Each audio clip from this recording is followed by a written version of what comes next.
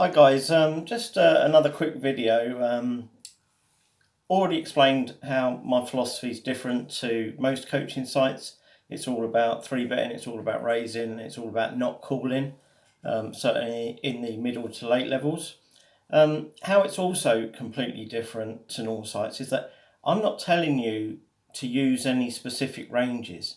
I'm not saying that you call with these ranges, that you 3-bet with these ranges, that if you're under the gun, you open with ace 10 suited, but not ace 10 off or whatever. I'm not telling you any of those things, because the thing that drives it to me is if you can get 70% of folds. So you have to determine if you're going to get 70% of folds, because everybody plays so different and the dynamics are so different. So you have to think, what table position am I in? What are my opponent's styles like? And then you figure out if you're going to get 70% of folds or not. The thing we know is if you get 70% of folds with your raises, provided they're the correct size, and if you get 70% of folds with your 3-bets, you're going to make a profit in those transactions alone, even if you lost the other 3. I've explained that before. So the significance is getting 70% of folds. So the range charts don't matter. You can, if you know they're going to fold, you can raise with deuce 3 if you're sure that you're going to get more than 70% of folds. And it also means that you're unpredictable, because people know that they can't go on the typical ranges that you're doing, because you are basing it on the likelihood to get a fold. Okay. Now, obviously, when you've got good hands and everything, then you're raising as normal. But we're talking about the marginal hands. And marginal hands can be almost anything. If you think you're going to get 70% of folds, to a certain degree, it doesn't matter what your hand is, because that action in itself is plus EV. I'm not saying go start 3-betting everybody with 7 deuce or whatever, but I'm just trying to put a point across. So the thing is then, is how do you work out if you're going to get 70% of folds or not? You have to know your opponents.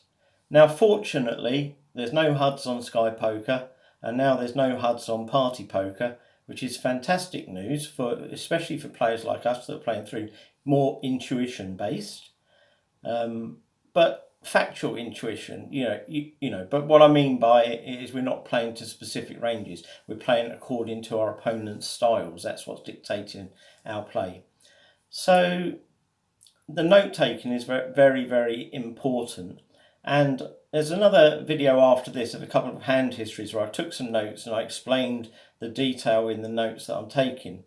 But in general, when you've got new players on the table, the first action that they do, you just want to write down, I've got abbreviations, in abbreviated form, what it is that they did, where they raised and where the raise was from, and if everybody folded, or if there was a 3-bet. But where was the initial raise? Where did the 3-bet take place? What did they do afterwards? Especially anything that's unusual, bet sizing, anything like that. Make sure that you get all the information in and just record it. Like say a guy first hand, he open raises in the cutoff and everybody folds, and I've got no notes on him. I just put raise 2.2x or whatever the size was, in cut, all folded, but kind of in abbreviated form. Tells me nothing in itself, but by the time I've got 5 different occurrences of hands for him, I'm starting to build up a picture of what this guy's like. I'm also starting to run out of space of where my notes can. But what happens is, if you just record the individual hands factually as first in as much detail as possible, then you can start to build the picture.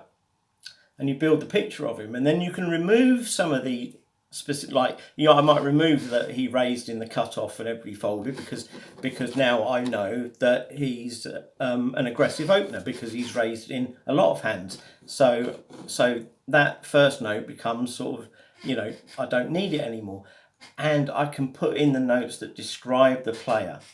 But if they then do something that is against their sort of description, then I write the individual note again. So I'm always blending the individual notes about specific hands until I get enough, until I get their overall style. So there's an example of that in the video. I mean, hopefully you'll get to know these players better than they know themselves, because you know that's the real important thing, you see. So what you will find when you play, not so much on Sky, although the good players might make it a bit difficult for you, but it's particularly, you know, if you go up the stakes on and play other sites as well, you're going to find that the play is a lot more aggressive than perhaps you're used to if you're a Sky Poker player. So you're going to be thinking, right, I'm trying to open raise, but everybody's getting in before me. When I do open raise, I'm getting 3 bets. I'm not getting my 70% success rate. So I've had to hold back a bit, and now I'm starting to blind out. So what do you do there? Because that will happen, because there'll be a lot of people trying to do the type of thing that we're doing. So, you know, you might be ready just to sort of do your open raise with your marginal hand, and somebody open raises before you.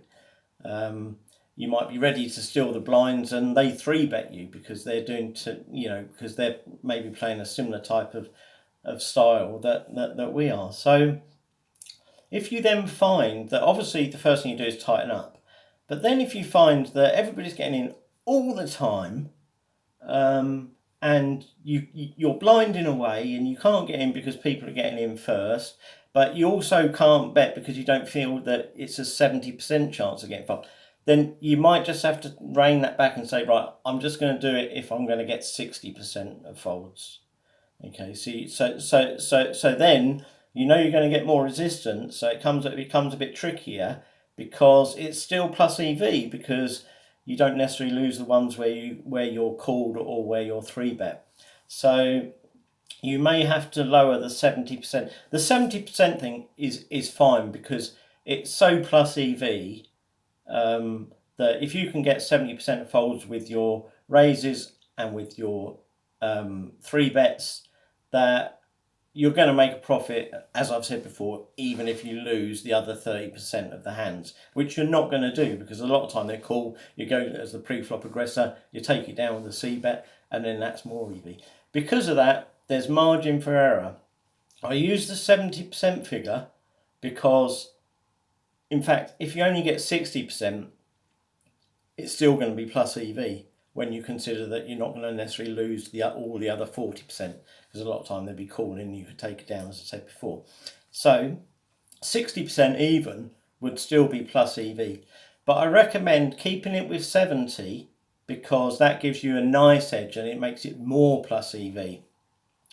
When you go down to 60, that's simply because you're being prevented from getting in enough. So you're being prevented from getting in, so you've had to tighten up, and you've tightened up, but now you're sort of starting to blind out. You're not playing enough hands, so you might have to reduce it in that regard. Anyway, in general, if you're playing like the £11 turbos on Sky Poker, you'll be able to find spots to get 70% of folds. You should be able to, and still play enough hands. So, you know, but if you find that you can't, you can sort of go to 60%. If you start getting called or 3-bet more than 60% of the time, then it's a case of just tighten up, because the players are playing overly aggressively, and you'll get them when you've got good hands. So then just wait for the good hands. But you might just find yourself in that situation when you're against some good aggressive players, where you're just not finding the opportunities to get in and still get the 70% of folds.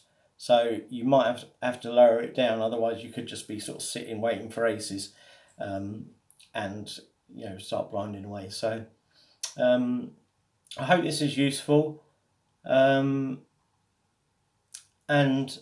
as I say, there's a lot of software sites and everything, and they're really useful, and I recommend that you use them. But I do have a little bit of skepticism about sort of what people claim to be game theory optimal, and I think that in a lot of scenarios it doesn't really exist because, you know, unless you've got 9 robots on the table, nothing's going to happen. If you play optimally all the time, you're not going to do as well in tournaments as those people that adjust their games to take maximum advantages of those playing non-optimally. Also, for example, if you say feel that you've got a 20 or 30% edge over the field, and say so that you might want to tighten up your calling ranges in some situations because you might have a 10% edge in making the call. So as far as GTO is concerned, you make the call with, say, Queen 10 or whatever against a 10 big blind shove from the button or something, Queen 10 suited. But it's a marginal one, and you might decide that you've got a better edge on the field and you don't need to do that. So, you know, there are a whole host of things that go on in a game and factors to consider that in most cases are too complex. I mean, they've got some sites now that really crank up your CPU usage on your laptop and stuff because and you can also sort of feed all the information into it as well about where people are not optimal and stuff like that. But I just think that intuition and very good notes can get you just as far in a lot of cases. Now, a lot of people are not going to agree with me, and I've already had conversations with friends that think that you know, that I'm not right in this, and I certainly get a lot of stick out of hardly ever calling. You know, they think that, you know, that's a leak in my game, and yeah, it probably is. But we're talking about a style here, and I'm not saying that the style is perfect, but there are a lot of benefits of it, and obviously, you know, I do call now and again. It's not that I never call, but I don't call very often. I don't call anywhere near as much as I should. But, you know, it's a style that's effective for me, and hopefully it's effective for you guys too. Enjoy the video, and feel free to give us some feedback. But this is really about the importance of note taking. If you want a list of abbreviations that I use, send us a note or drop us a message in Facebook or something, and I'll see if I can get them to you. All right, cheers, all the best.